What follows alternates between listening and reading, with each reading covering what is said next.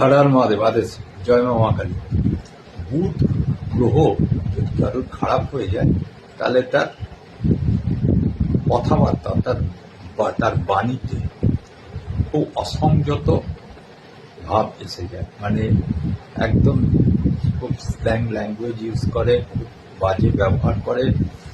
এবং এই বুধ গ্রহ খারাপ হয়ে গেলে পরে মা দেবী সরস্বতী মাতার কৃপাও কিন্তু দূর হয়ে যায় জীবন থেকে।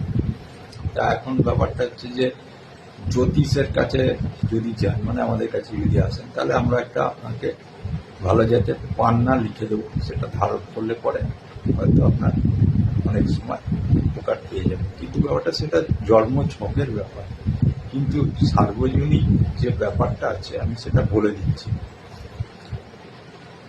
আপনারা বুধবার দিনকে তার আগে একটা অপমার্গের মূল শেকড়, ঠিক আছে, জোগাড় করে রেখে এতটা সেই অপমার্গের শেকড়টা আপনারা সবুজ রঙের সূত্র, মহিলারা হলে বাঁ বাহুতে, পুরুষরা হলে ডান বাহুতে অথবা কোমরে অথবা গলাতে আপনারা ধারণ করুন।